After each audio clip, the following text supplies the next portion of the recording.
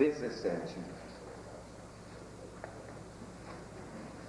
As marcas da Igreja de Jesus.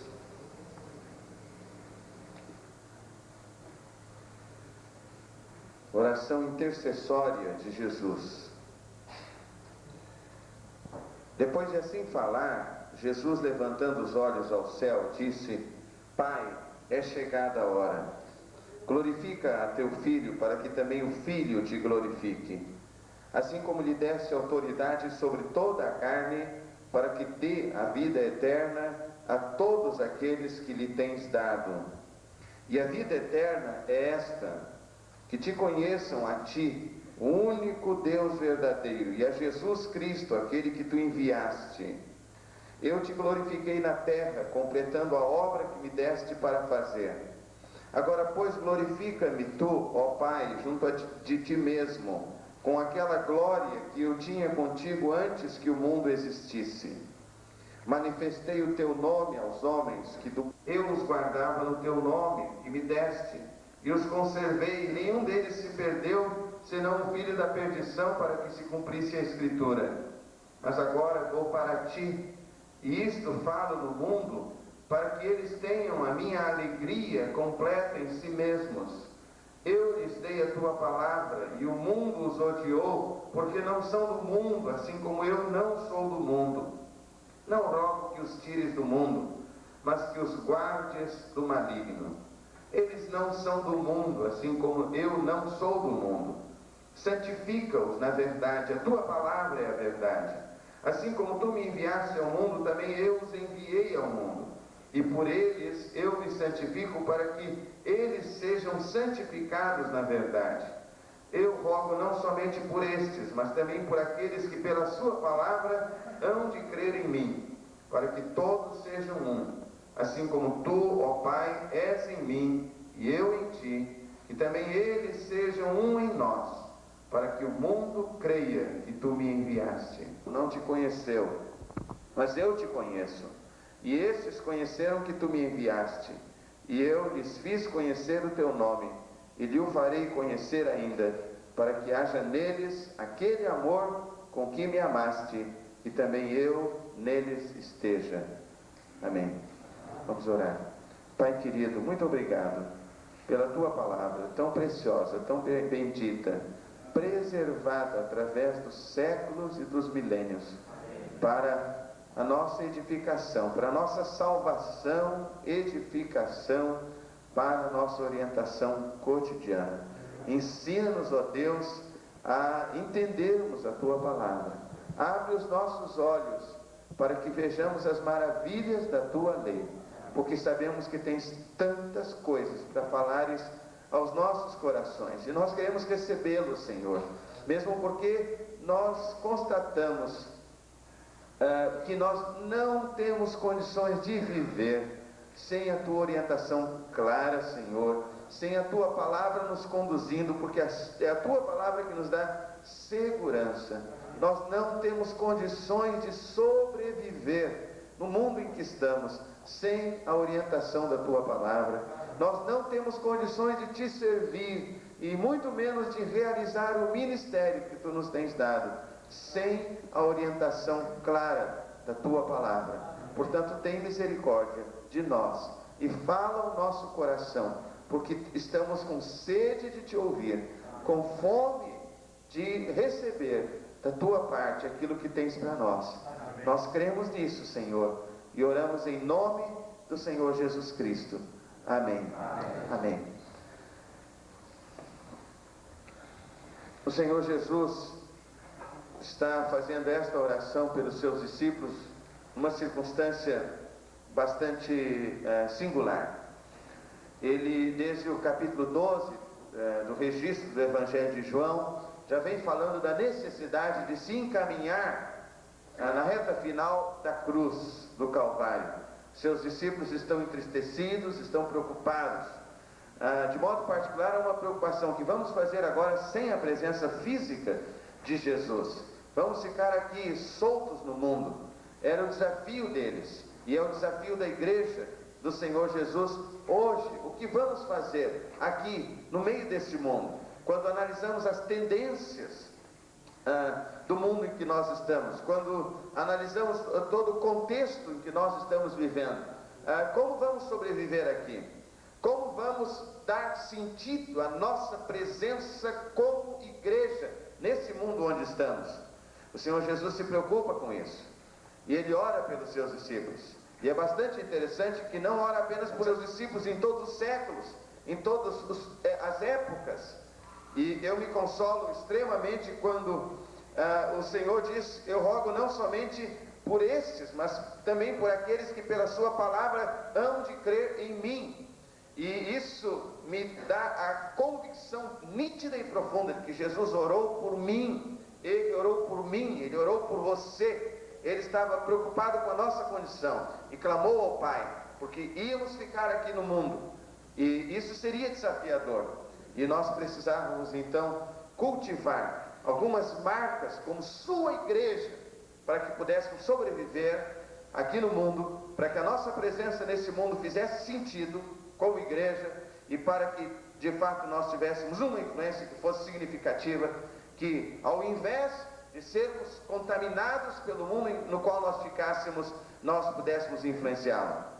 E é isso que eu vejo o Filho de Deus aqui nesta oração pedindo ao Pai que marque a sua igreja, os seus discípulos, com algumas características muito definidas que vão dar condições a eles e a nós, no caso como igreja, de sobreviver, de fazer sentido no mundo, de influenciar para que as coisas possam ser diferentes.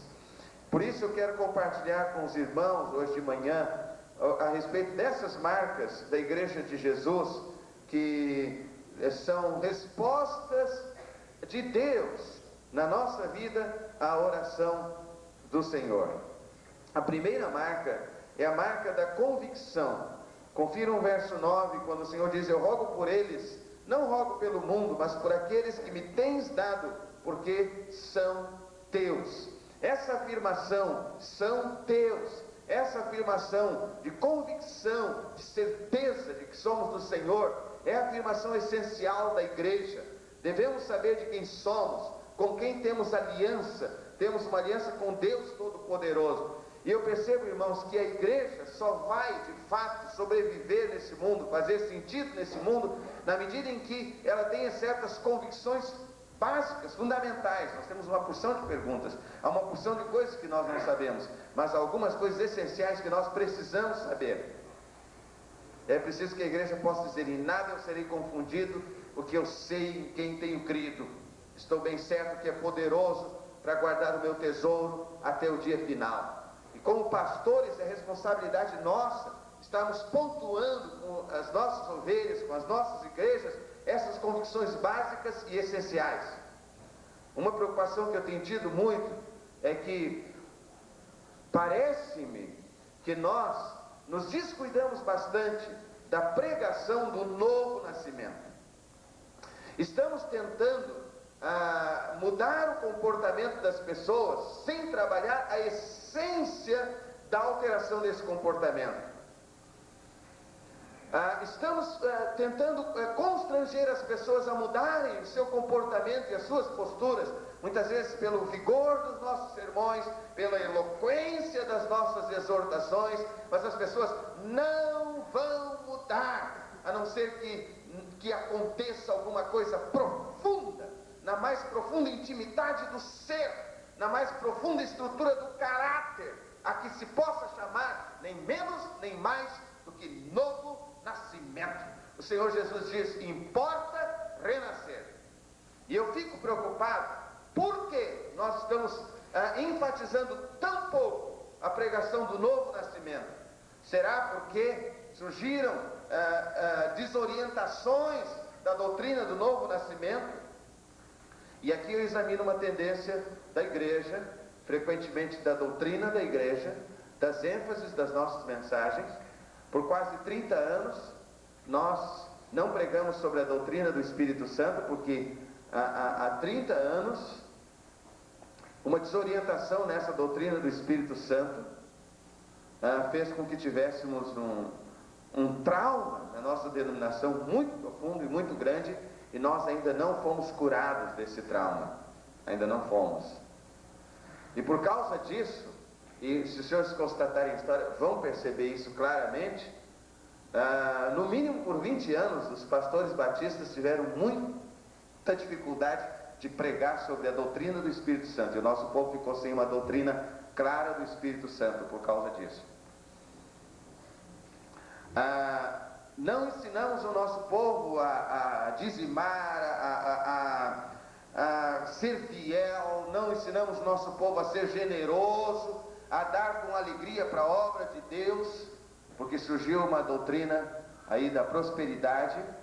Então nós não ensinamos para o povo que dar nos abençoa, e que nós não conseguimos dar mais do que recebemos.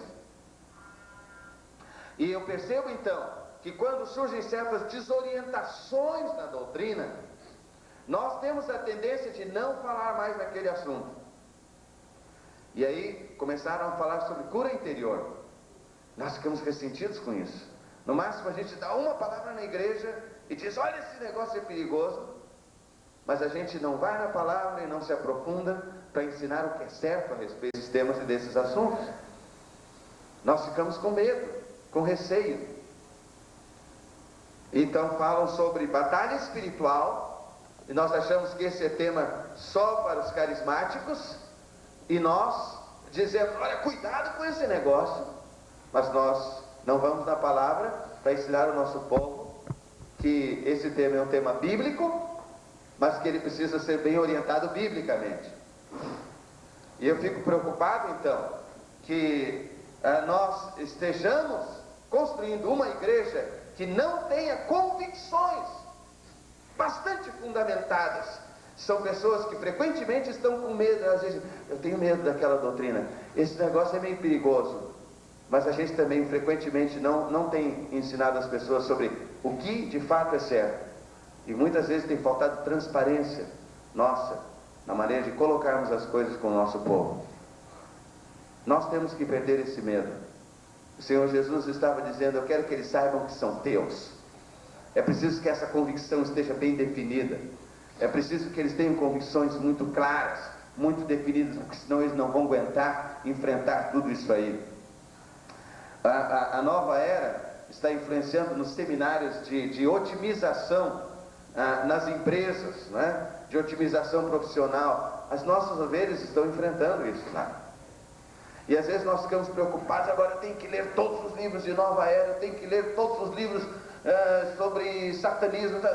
Eu não penso que seja assim. A palavra tem afirmações básicas aqui que acabam, que arrebentam com todos os postulados da nova era. É só a gente vir para cá e dar convicções firmes para o nosso povo, passar para eles essas coisas, para que eles se agarrem a essas coisas. Então venha o que vier, seja a doutrina que vier, de qualquer matiz que venha, eles estarão firmes.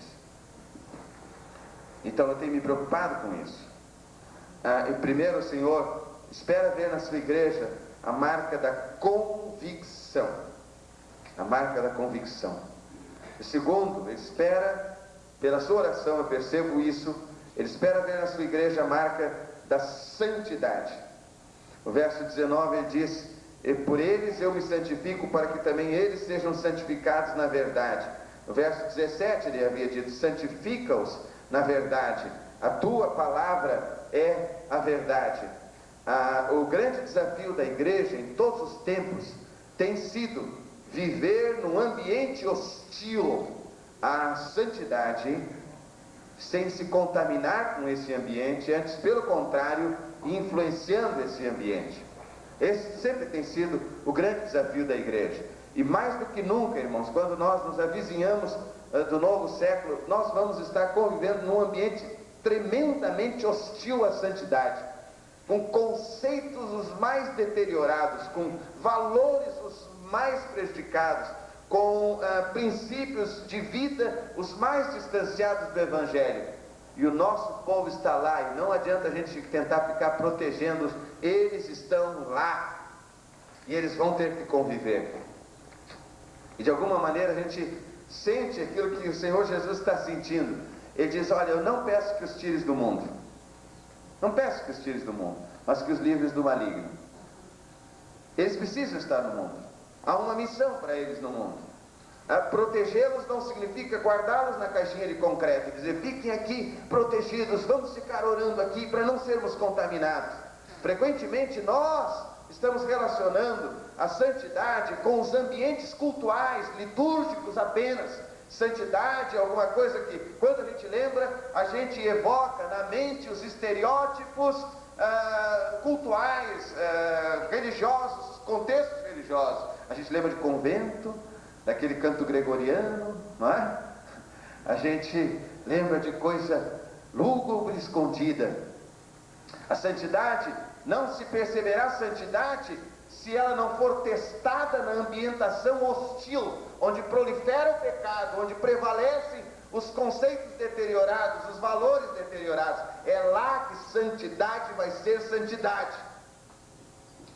Santidade só dentro da igreja, só no meio dos irmãos, vai virar uma hipocrisia legalista, porque ela vai tentar se expressar, mas ela não estará tendo oportunidade para se expressar na sua plenitude, e ela vai se expressar em gestos, em coreografias que frequentemente não coincidem com aquilo que as pessoas viveriam se estiveram lá fora, ou se estivessem lá fora. Por isso que um dos movimentos mais significativos da história da salvação é o movimento da diáspora. Se você conferir as Sagradas Escrituras desde o Antigo Testamento, você vai perceber que a diáspora, ou a dispersão do povo de Israel, e mais tarde da igreja do Senhor Jesus já no Novo Testamento, Atos capítulo 8 e conseguintes, a diáspora é um movimento repeticioso, é um movimento cíclico na história da salvação e da igreja, a dispersão. Deus nunca permitiu que seu povo ficasse confinado às ambientações onde fosse fácil viver a santidade. Mas Deus sempre tomou providências para que seu povo se espalhasse e pudesse então ser fermento, ser sal da terra, ser luz do mundo, pudesse se embrenhar nos escaninhos da sociedade e influenciar lá. Santidade. Quero compartilhar alguma coisa sobre santidade, de uma conceituação que eu escrevi. A santidade é o estado da alma e da vida do cristão, que o identifica com o próprio caráter de Deus na rejeição ao pecado, e que deriva de uma equação básica. Eu comecei a pensar, o que é santidade?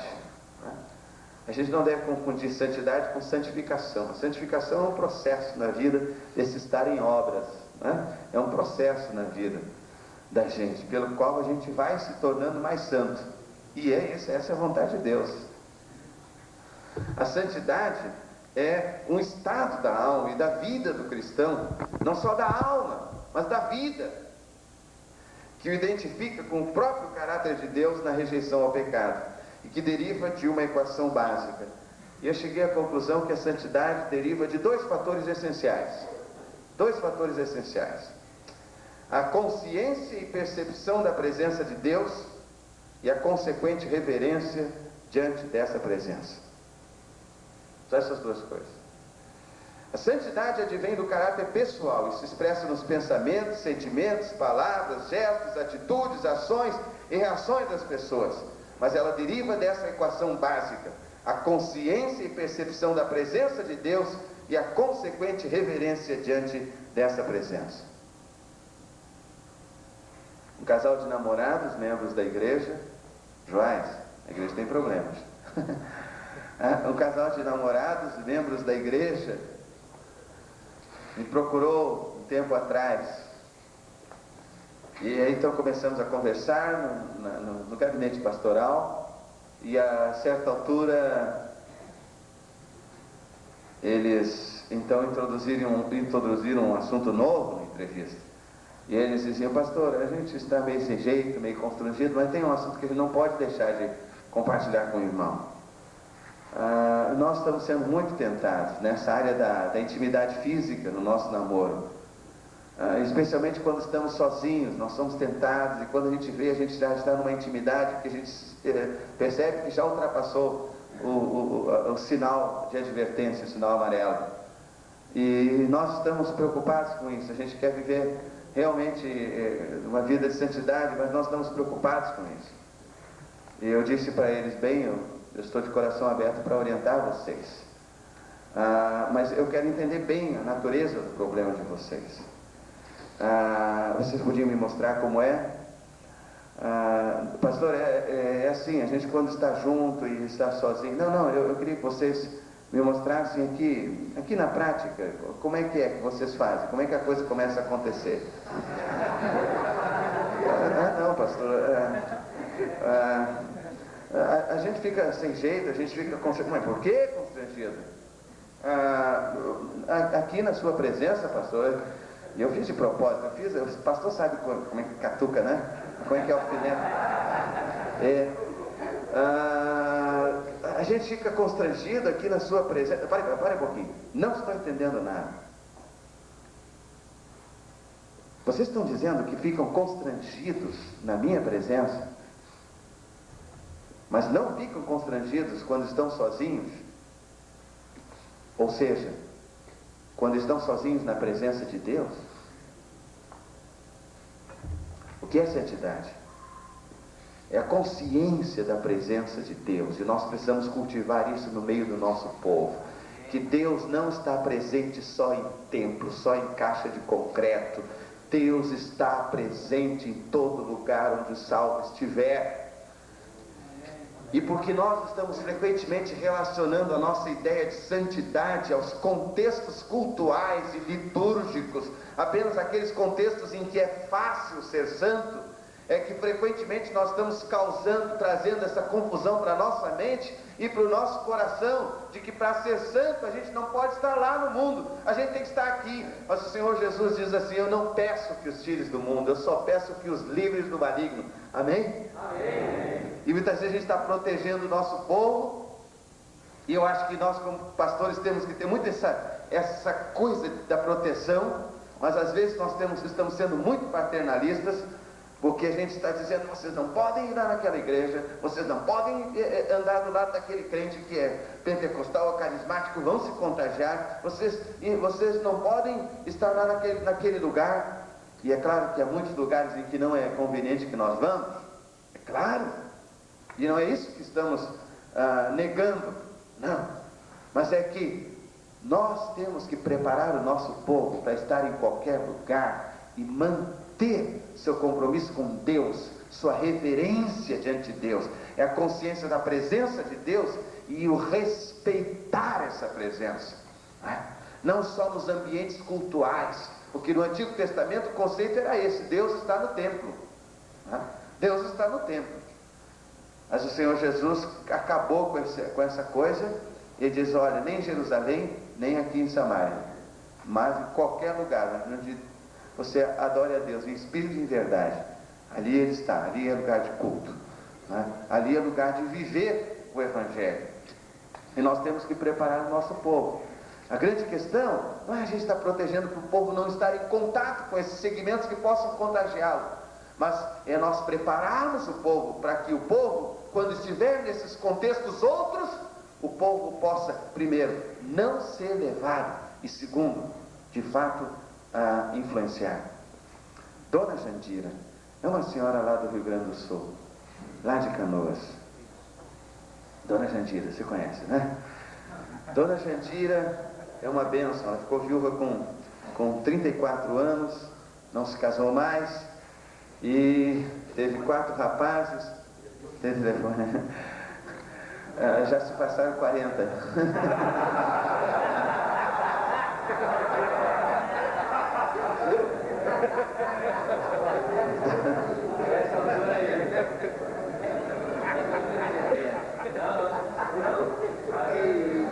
Teve 4 rapazes e uma moça.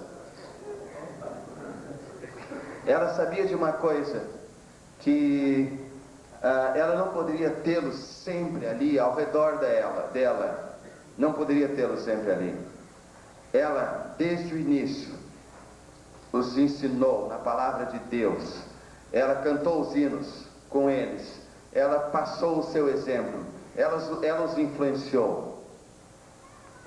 Porque ela sabia que mais cedo ou mais tarde aconteceria a diáspora desses seus filhos. Ela sabia disso. E quando veio a diáspora, Um foi ser pastor lá em Santa Catarina. O outro foi ser pastor lá em Nova Friburgo, agora está em São Paulo. O outro foi ser pastor lá em Guarapari, agora está em Central de Trindade, São Gonçalo. E o outro foi ser pastor lá em São Gonçalo. Mas ela estava tranquila, porque ela sabia os filhos que havia criado. E ela sabia que havia investido neles. E ela não precisava estar preocupada.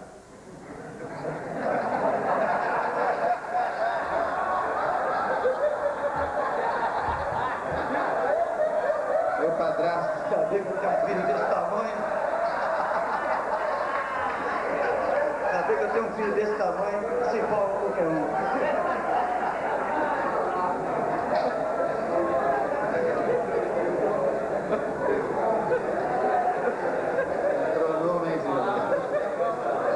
Meu garoto.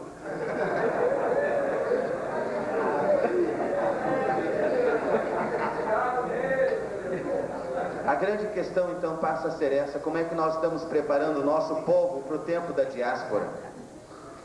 Nós não sabemos por quanto tempo nós ainda vamos ter templos, santuários, ter o povo nessa comunhão. Eu te amo com o amor do Senhor. Benditos laços são, estamos ali cantando de mãos dadas os hinos. Nós não sabemos por quanto tempo a igreja vai estar assim. Nós não sabemos por quanto tempo cada um de nós vai ter meia dúzia de Bíblias na prateleira. Nós não sabemos por quanto tempo. Virão tempos difíceis, certamente virão tempos difíceis. E a nossa responsabilidade como pastores é preparar o nosso povo para o tempo de diáspora, para que esse povo já esteja sendo treinado em ser santo e mesmo vivendo num ambiente hostil à santidade. A nossa responsabilidade como pais, é por isso que devemos orar ao Senhor como o Senhor orou por nós, no sentido de prepararmos os nossos filhos para esse tempo de diáspora.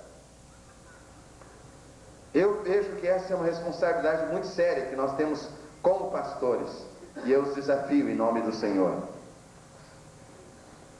A terceira marca é a marca da biblicidade.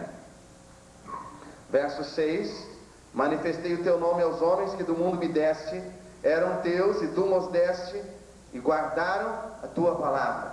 Não há nada que seja mais essencial guardar do que a palavra do Senhor. Nosso compromisso tem que ser o compromisso com a palavra, porque nos sentimos tão incomodados quando outros compromissos nossos são questionados. Se todos os compromissos nossos precisam derivar do nosso compromisso com a palavra.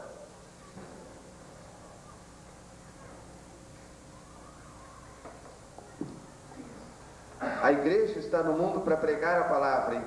Isso faz sentido, por isso faz sentido a presença da igreja no mundo, porque a igreja tem presença que incomoda, mas a igreja tem mensagem que incomoda. A mensagem do Evangelho é essencialmente incomodatícia.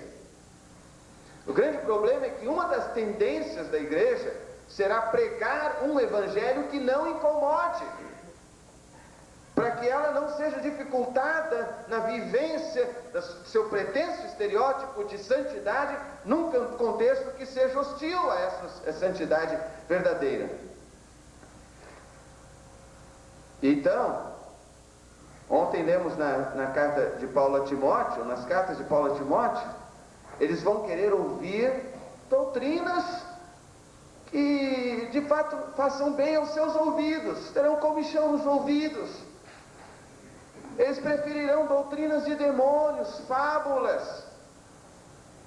Quando pregarmos a palavra, no nosso compromisso com viver a palavra e pregar a palavra, vamos incomodar.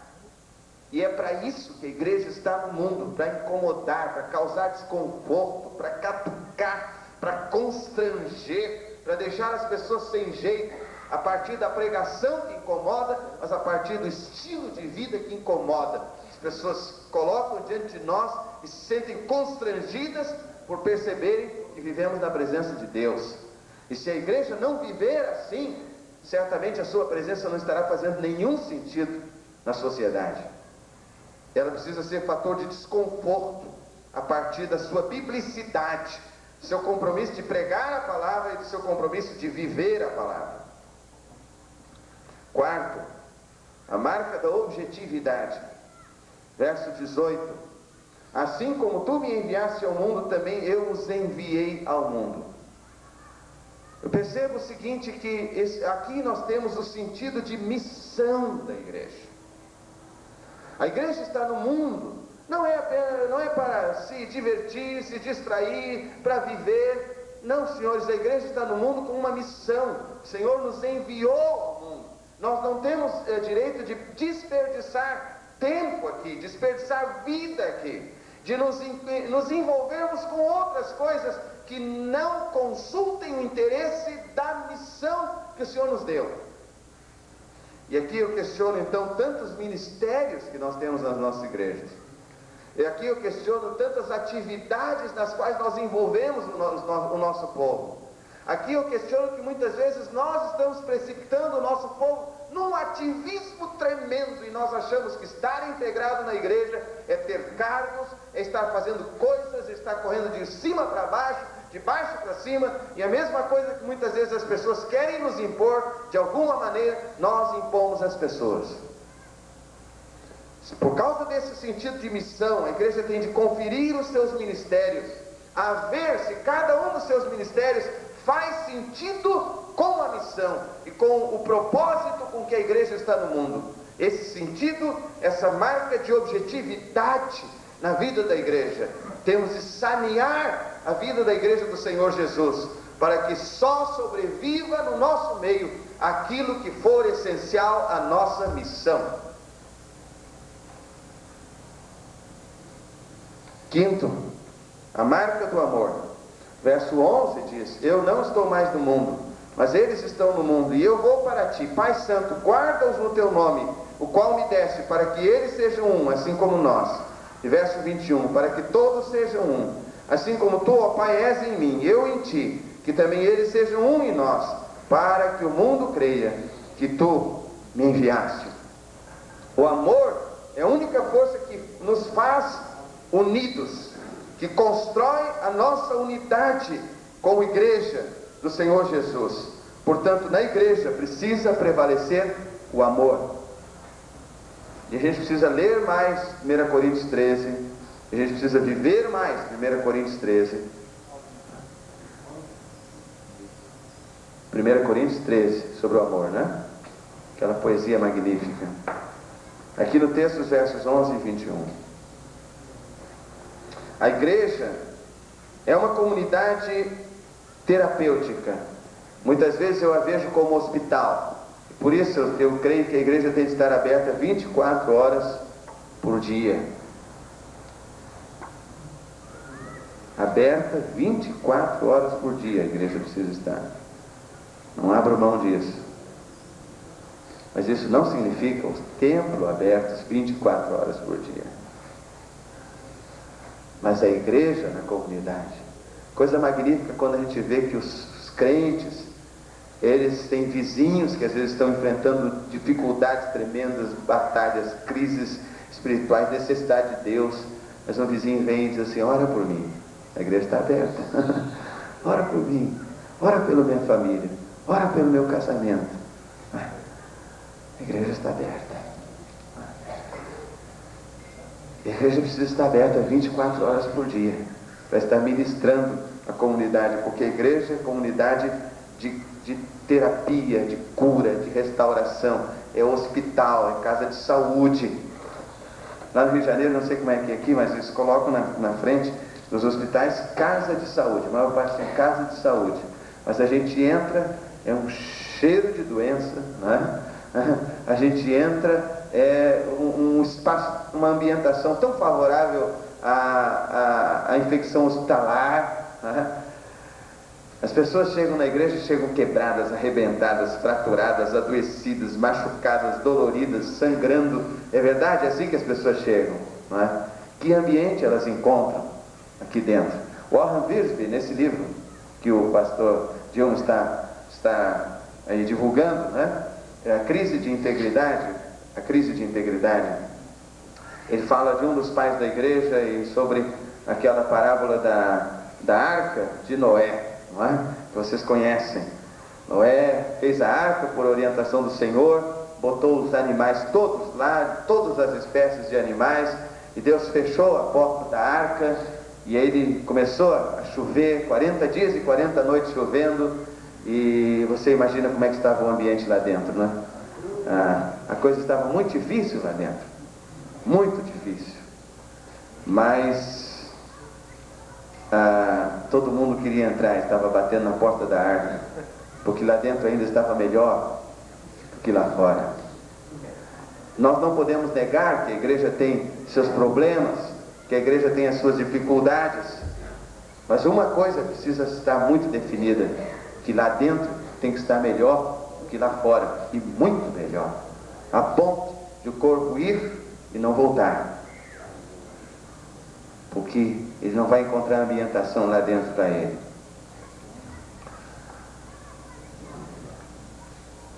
Comunhão. Nós precisamos fazer um mutirão de implosões nas nossas igrejas, para derrubar as paredes, os impedimentos, e restaurar a comunhão e o amor entre nós, para restaurar o exercício da mutualidade. Há 3 exercícios da igreja como corpo de Cristo, que se identificam com o corpo, o nosso corpo. Primeiro, exercício da unidade. Segundo, primeiro, o fato de sermos um só. Segundo, o exercício da diversidade. A gente tem que cultivar a beleza da diversidade. Somos vários membros diferentes. Mas o terceiro é o exercício da mutualidade que decorre desses outros 2, e que sustenta os 2 primeiros. Mutualidade significa mútuo, significa uma mão lava a outra, significa eu ministro a vocês, vocês ministram a mim.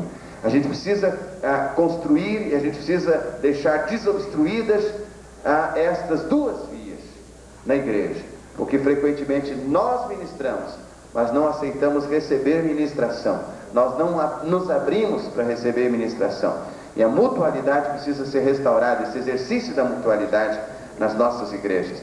Isto é, se nós não exercermos o amor em todas essas dimensões, certamente não poderemos sobreviver como igreja nesse século difícil. Sexto, e eu estou quase terminando, a marca da criatividade. A marca da criatividade. E eu quero lembrar que a criatividade deriva do amor. O pastor Irlan Pereira de Azevedo esteve aqui ano passado. Eu sei disso, não é? Há muitos anos atrás eu ouvi um sermão do pastor Irlan Pereira de Azevedo, em Marcos, capítulo 2, versos 1 a 11, que é a cura que Jesus realizou no paralítico, que foi trazido por 4 ali em Cafarnaum, provavelmente na casa de Pedro. Quando eles chegaram próximos à casa onde o Senhor Jesus estava reunido pregando, muita gente transbordando pelas janelas, trazendo aquele homem numa maca, numa cama, não é? Havia tanta gente que eles podiam ter dito assim: irmão, amigo, a gente gosta muito de você, mas não tem jeito, você está vendo, olha, hoje não é o seu dia, vamos ter que voltar, quem sabe outro dia, mas hoje definitivamente não é o seu dia. Está vendo tanta gente, Jesus não vai ter jeito de atender você, não vai dar para entrar, pode ser até que você saia mais machucado de todo esse negócio, não dá hoje. Mas não foi isso que eles fizeram. Sabe o que eles fizeram? Que não ia bater na cabeça de nenhum de nós, a não ser que o coração estivesse transbordando de amor. Eles fizeram um buraco no telhado e o desceram até onde estava o Senhor Jesus pelo telhado. E Irlan Pereira de Azevedo chama isso de a criatividade do amor. E nunca mais, faz quase 20 anos que eu vi esse sermão do pastor Irlan, nunca mais eu me esqueci. O amor nos faz criativos. O amor nos faz criativos. Muitas vezes o não dá, não tem jeito, não é nada mais do que isso. Falta de amor. Porque quando falta amor, falta criatividade. E é por isso que eu creio que nós precisamos ter a marca da criatividade na igreja, para não nos escravizarmos simplesmente aquilo que nos é proposto, mas para vermos os caminhos do amor e vermos como podemos ministrar as carências dos outros e como podemos atender as pessoas, para que o Espírito Santo tenha liberdade para despertar no nosso meio os ministérios e as ministrações que vão de fato atender as carências das pessoas a partir da criatividade que Ele nos dê. Nesse sentido, o amor é o incentivo à espontaneidade, a sermos espontâneos e não tão formais ou escravizados a essa formalidade como frequentemente somos. Sétimo, a marca da alegria, verso 13: mas agora vou para ti, isto falo no mundo, para que eles tenham a minha alegria completa em si mesmos. O Senhor sabia que ia ser difícil, o Senhor sabia que eles iam enfrentar problemas, o Senhor sabia que eles seriam odiados pelo mundo, como Ele estava dizendo aqui, mas Ele disse, mesmo assim, eu quero que eles tenham a marca da alegria, que eles sejam alegres, que eles sejam felizes, que eles sejam espontâneos. E meus irmãos, eu creio de todo o meu coração que nós estamos precisando cultivar muito isso nas nossas igrejas. Eu vejo mais uma vez que às vezes a gente tem medo de uma liturgia desorientada que vai partir para fanatismos e para excessos, e por causa disso nós impomos ao nosso povo uma liturgia fechada, cheia de formalidades, cheia de regras e limites que na realidade engessam as pessoas. Na realidade eu creio que onde está o Espírito de Deus, aí é a liberdade. Mas eu creio também que por outro lado, faça-se tudo decentemente e com ordem. E eu creio que a gente pode conciliar isso, porque se Deus colocou esses dois mandamentos na mesma Bíblia, é porque esses dois mandamentos podem ser praticados na mesma igreja. Eu creio nisso de todo o meu coração. E eu penso que o nosso povo tem que ser mais motivado para a alegria que vai se expressar no culto. Mas essa alegria que vai se expressar no culto é simplesmente derivação da alegria que viva dia a dia, da alegria que viva na vida. Billy King, da primeira Igreja Batista de Seul, na Coreia, falava da alegria como uma das evidências do despertamento espiritual, ou do avivamento, como queiram chamar. E ele então lembrava que talvez em 1984 um jumbo coreano foi derrubado no meio do oceano por equívoco dos russos, vocês devem lembrar disso. Mais de 500 pessoas morreram, a maioria delas, esmagadora, era de coreanos. Eu lembro porque vi as imagens na televisão, eles iam no aeroporto, recebiam a notícia da morte dos seus queridos, então iam para a beira da praia, do oceano, e eles choravam ali, e levantavam as águas do oceano, e eles misturavam as suas lágrimas àquelas águas do oceano. Então Billy King disse, a Coreia viveu momentos de tristeza profunda, mas aquele ano foi o ano em que mais as livrarias evangélicas venderam inários em toda a história, mais.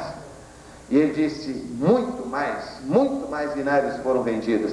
E ele disse, isso prova que nada pode tirar a nossa alegria de glorificar o nome do Senhor, de exaltá-lo, de cultuá-lo, que nada pode abater a alegria do cristão. Amém. Quando nós estávamos com a nossa filha, que hoje tem 16 anos, pela graça de Deus, a Priscila, estava com 11 meses de idade, teve pneumonia com estafilococcus nos 2 pulmões. Hein? Aleluia, né? Aleluia. Aleluia. E naquela oportunidade, ela estava no hospital por quase um mês, e os médicos disseram, hoje nós vamos ter que fazer uma punção no pulmão, ia ser dolorida, e nosso coração estava dolorido. Eu e Nancy, minha esposa, fomos à casa, e nos ajoelhamos, oramos, e renovamos a nossa entrega, a entrega da nossa filha nas mãos do Senhor. Quando eu voltei para o hospital, no carro, Deus me colocou no coração uma vontade tão grande de cantar aleluia, aleluia, aleluia, aleluia. Conhece? Aleluia, aleluia, aleluia, aleluia, aleluia, aleluia, aleluia, aleluia. E me veio aquele coração se incendiou com aquela vontade de cantar aleluia, glória a Deus. Todas as vezes que eu havia cantado aleluia, o templo estava cheio de gente, era aquela alegria maravilhosa, era festa, era aquela coisa magnífica. Mas aquela era a primeira vez que eu aprendia que eu podia cantar aleluia com as lágrimas rolando pelas faces e com o coração doído e machucado, mas que nada podia tirar a alegria do meu coração. E o nosso povo precisa aprender isso, porque virão dias difíceis. Vocês sabem que as músicas que nós cantamos e ouvimos, Negro Spirituals, foram forjadas no meio do sofrimento e da dor. Mas eles aprenderam que podiam glorificar o nome do Senhor, eles aprenderam que podiam ter alegria no coração a respeito de toda aflição, de toda perseguição, de toda discriminação. E nós precisamos ensinar isso ao nosso povo, porque nós não sabemos por quanto tempo tudo vai ser mil maravilhas nesse país, ou nesse mundo. Então, a marca da alegria, de uma alegria espontânea, de uma coisa que brota da alma, que faz a gente louvar, glorificar, cantar, ser espontâneo, ser livre para glorificar o nome do Senhor, exaltá-lo, precisa ser marca da igreja do Senhor. Finalmente,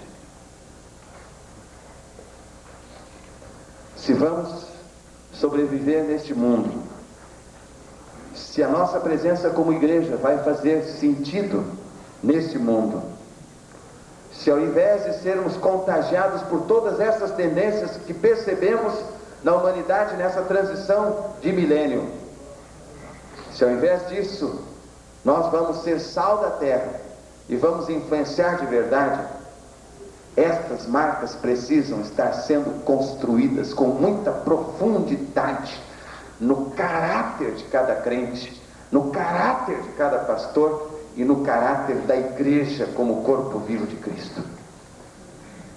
Esta foi a oração do Senhor, porque Ele sabia que o seu povo precisaria nada menos do que isso e nada mais do que isso. E certamente que esta continua sendo a oração do Senhor. Que nós sejamos esta igreja, que nós sejamos este povo, que cultive essas marcas profundas, que nós sejamos esta resposta do Pai à oração do Filho. Vamos baixar a nossa cabeça.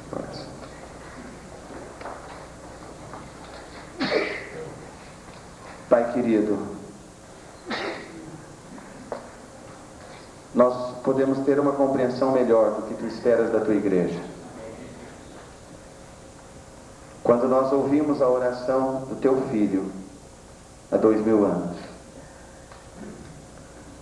e quando ele suplica ao Pai pelos seus discípulos que ficariam aqui neste mundo hostil, e por todos aqueles que haviam de crer pelo testemunho deles.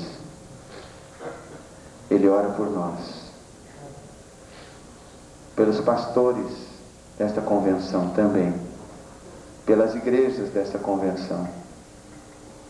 Portanto, Senhor, nós sabemos que esse continua sendo o teu projeto, e que esse é o mapa da nossa sobrevivência nesse mundo hostil à santidade. Portanto, Senhor, tem misericórdia de nós e usa-nos como teus profetas, como líderes e pastores, para estarmos trabalhando com a tua igreja no poder do Espírito Santo. Estas marcas, para que sejam marcas profundas na vida da tua igreja, de modo que assim, com essas marcas da biblicidade, da santidade, da convicção, da alegria, da transparência, com essas marcas profundas na nossa vida e no nosso caráter, nós não temamos o que venha pela frente, mas nós possamos enfrentar, porque sabemos, ó Deus, que tu não nos tiraste do mundo, porque tu tens uma missão para nós no mundo, e nós queremos viver a santidade, não apenas nos contextos enclausurados dos templos, ou nos contextos hermeticamente fechados do culto, onde seja fácil ser santo, mas nós queremos, nós e o nosso povo, viver essa santidade nos contextos abertos, hostis a ela, hostis ao teu Evangelho, mas onde de fato essa santidade vai se consolidar, vai ganhar espaços, vai se ampliar. Nós rogamos assim, que seja assim, para a glória e louvor do nome de